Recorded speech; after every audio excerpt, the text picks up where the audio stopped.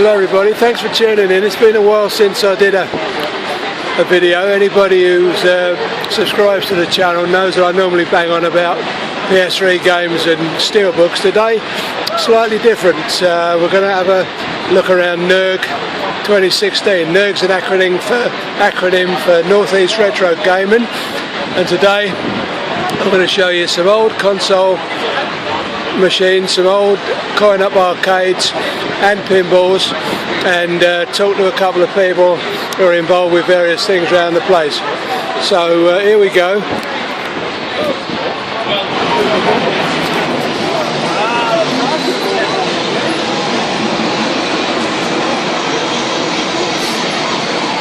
can see young and old, or old and young, playing on the machines.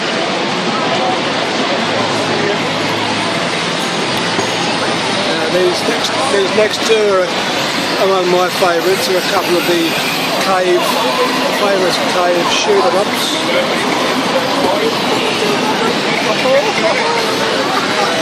That one's Dodon Pachi Daiuju, and I think that one's Espeluda. Anybody that's interested in that sort of thing.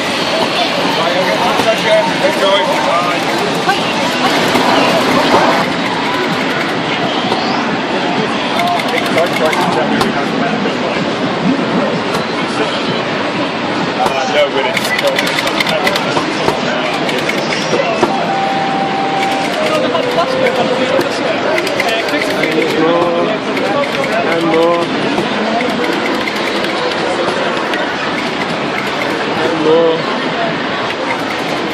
Some of the cocktail, they call cocktail cabinets. These are ones that you can sit down at.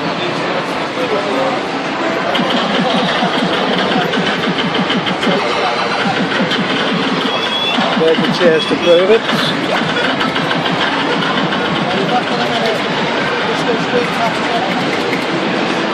So there's a good selection of the arcade coin-ops. Some of you might remember from your childhood. I certainly do.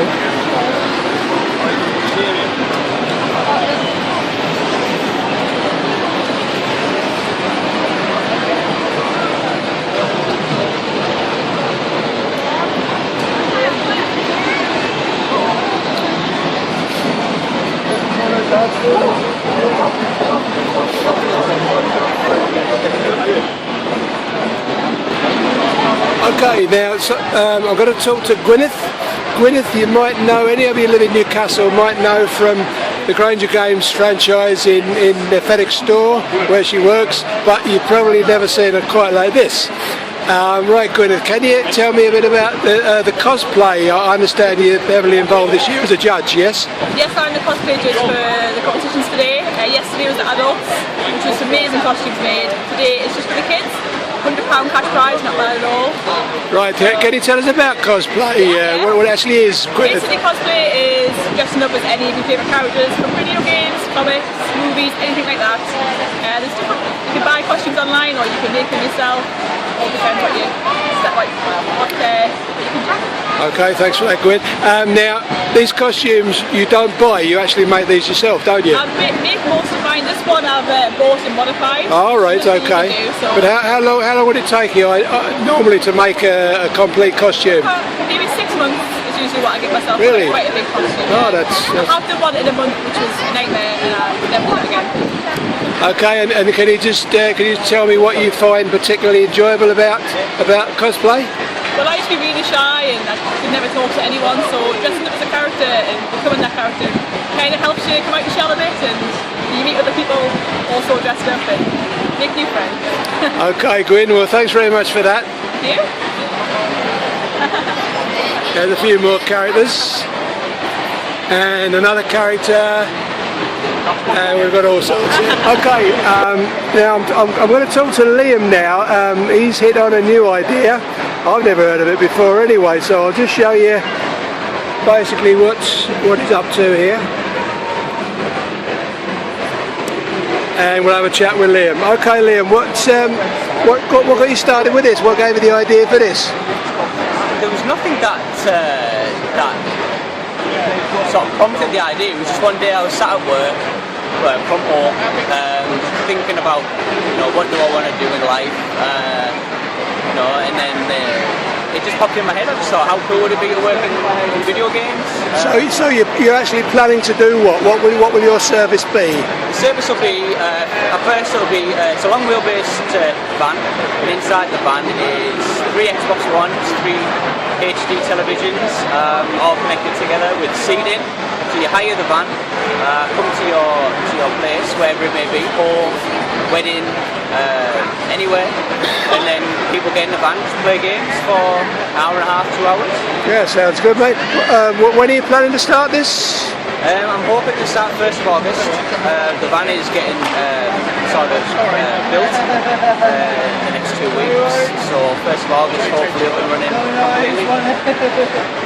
Okay, thanks Liam, that's good, thanks for talking to us. Yeah, thanks. Okay, here we have some old repro posters, very nice, a bit Art Deco-ish. As I say, there's all sorts of stuff available to buy.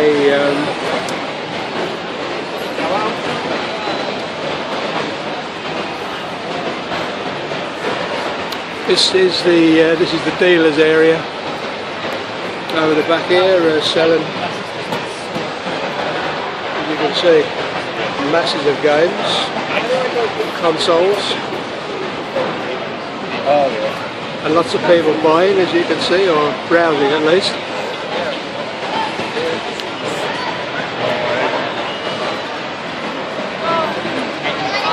And more. Right, we'll just take a walk down here and have a look at the pinball machines.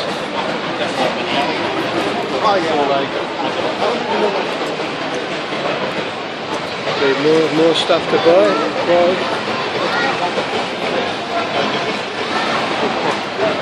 So this is just a review of the sights and sounds of NERG, as I mentioned earlier. Quite busy today for the Sunday. Normally about 900 people turn up for this. It ran yesterday from 10:30 till 7, so there was another 800 or 900 people here. Right, here's the pinball machines. These are very popular.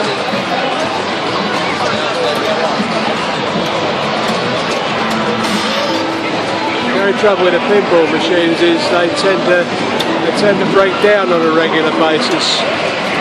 So you very often walk around and think, oh, there's one free. When you get there, it's broken. Unfortunately, the overhead lights make it difficult to film the actual tables, so I'm sorry if you can't see them.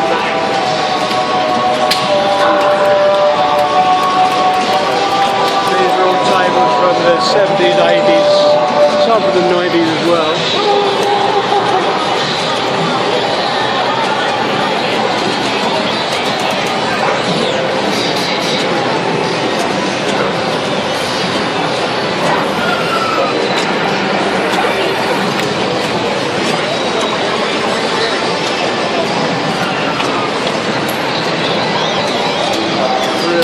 Weird, wonderful stuff.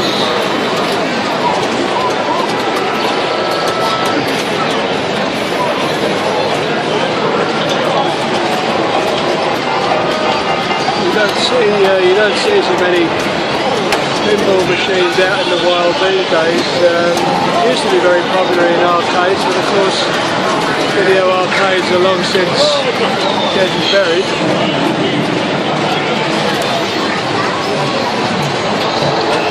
Very popular with young and old, as you can see.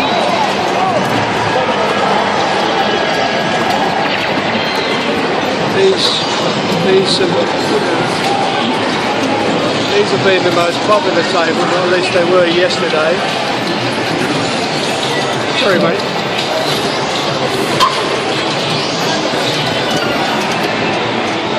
Wasn't the plan to be bashing into people, but it happens sometimes.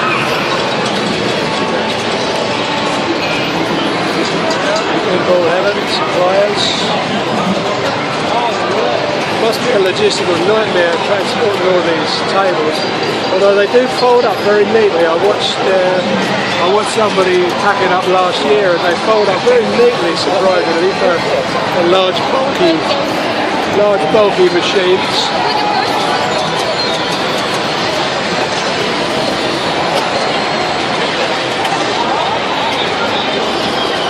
As you can see, I was talking earlier about breakdowns, and there we have one.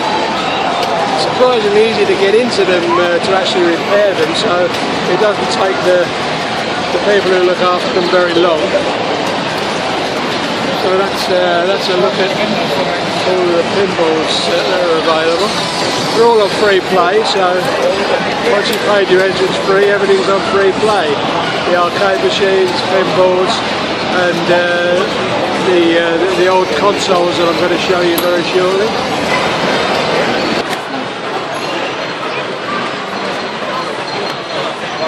Okay, right. I'm just talking to Andy here, who's one of the dealers here over the weekend. Right, Andy, how do you find the event? Have you had a chance to have a look around? Or? Yeah, there's some great stuff. I've been looking around before. Obviously, everybody got in and had a good look to see what's. It's dealer prices. There's nothing outrageously cheap, but it's definitely stuff you're not going to find anywhere else. Certainly, I'll agree with you on that one. Now, just having a look around at your stuff here, must be a nightmare getting all this stuff transported. How do you manage? We're not very well organised at all. It's just a case of a lot of cardboard boxes, banana boxes, and various donated crates. So transit. How long does it take you typically to get ready for one of these events? A couple of weeks, because we only do one show a year, so it's just a case of putting everything back together on the day, pretty much. We're not very organised, so probably a lot longer than anyone else. And how's business been over the 2 days? Are you happy so far? It's been good. Last year people tended just to want consoles, but this year we sold probably a lot more games than consoles, so you're never quite sure what to bring on the day. Just bring as much as you can and hope for the best. And so, as you said, this is going to be a regular yearly event for you, this one? Yeah, well, we're not professional traders. We only sell once a year at this event, so after today it just gets pretty much just boxed back up again or put back in our own collections. Okay, Andy, thanks very much for talking to us. Much obliged. Okay, it's a rather rare item. It's something you might have seen in a game shop. Plays multiple games, as you can see here. It's got a Sega Mega Drive in it, which you can play, but I think you can also play other Sega machines from it. Very nice item. I've never seen one of those before in all of my collecting life. Right, we'll have a look now at some of the old consoles available. As you can see, there's some very old stuff there. They're all labelled so that people know exactly what they are, and they're very popular with older gamers. Although, having said that, there's a Sega Dreamcast. It's one of the more modern machines, but there are quite a lot of old machines as well. That's a Super Game Boy attached to a SNES, which actually plays Game Boy games on your telly, which is quite useful. As you can see, some of the more modern consoles here. Sega Master System. That's one of the older consoles. There's a NES, which many of you will probably recognise. Lots of games to play on them. That's quite a rare item. That's a Sega Mega Drive with a CD drive built in. You used to be able to buy the two separate. The actual Mega Drive and the CD unit came separate. You put one on top of the other, but that's actually built in, and you can play either cartridges or CDs off the one machine, which is rather useful. That's a particular favourite of mine, the Atari Jaguar. It's got one of the best games ever made in it, Tempest 2000, as you can see. one of my favourite games, so I'm sure I'll be giving that a bash later on. There's a snazzy looking GameCube, nice bright colours. This is probably one of the rarer machines here. It's the Japanese version of the SNES, which in Japan the SNES was called the Famicom, the SNES was called the Super Famicom, surprisingly.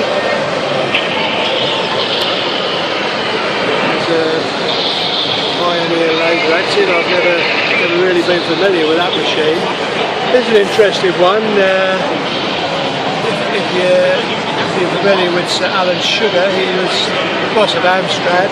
They decided to get into the game business, but sadly it didn't work out for them. A nice machine, very aesthetically pleasing, I find that one. Now an Atari XEGS, never heard of it. That's more like it. That's an Amiga 1200, which is more familiar to me.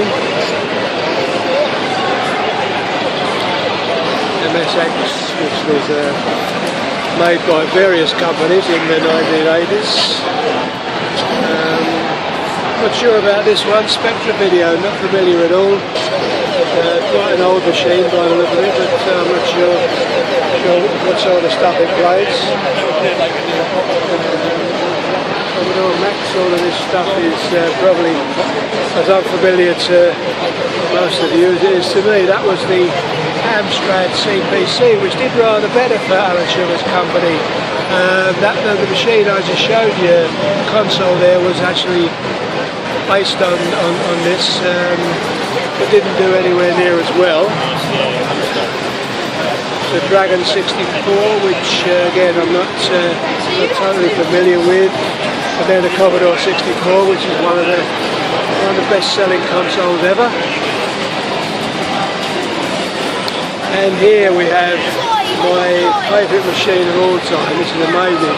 This is a Japanese computer actually. It's X68000 made by Sharp. And if you're into shooting games as I am, it's got millions of them. I believe that's a disk drive for it, but I'm not familiar with that. But to see one of these is an absolute miracle, because I never thought I'd see one in my lifetime. That's an example of the coin-op conversions that it used to play. Okay, for anybody that's into old consoles, I'm going to do an extended tour of the console section. This is the failed experiment from Nintendo, the Virtual Boy, which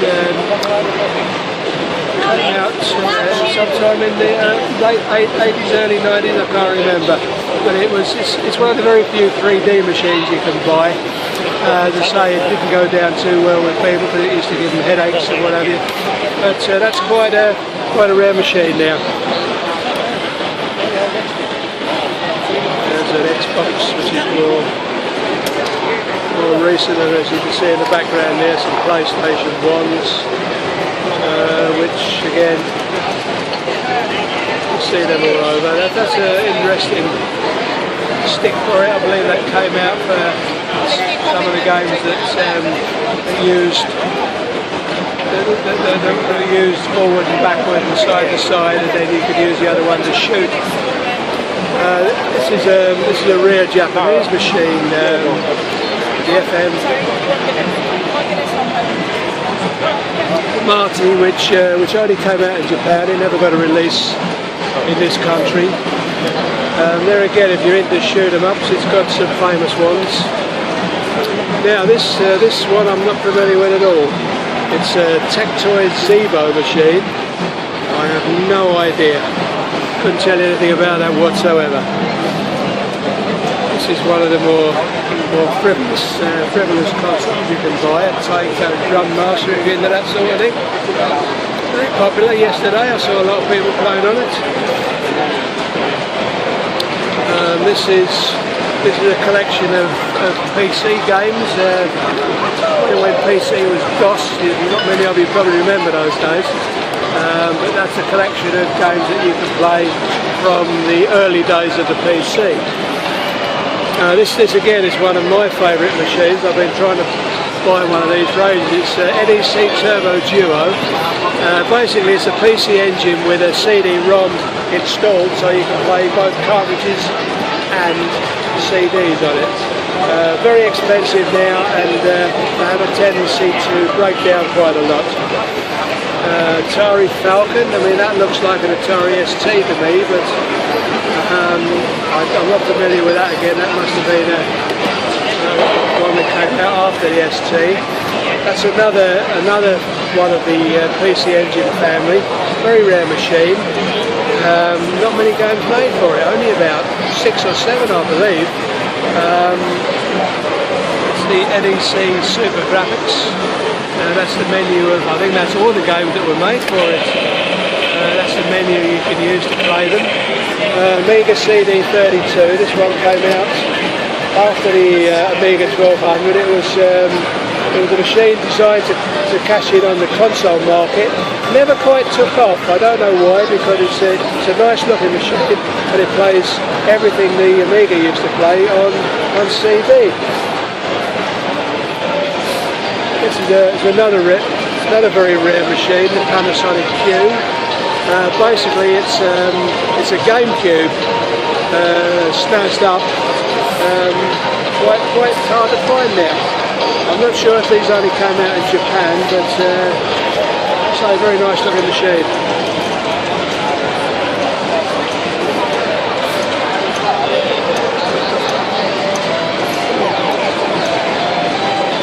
CDI, which was quite popular at the time, and right here we have some machines I've never ever heard of. Probably neither of you. If you've heard of that, answers on a postcard please. Okay, that looks like one of the smaller arcade machines they make now that tend to run a program called MAME from the PC. Yes, it is, yeah, you can see there, audible MAME. MAME is basically an arcade emulator, which is very popular on the PC with arcade games enthusiasts. There's a couple more, those type of machines. Right, Thompson TO8, not sure about that.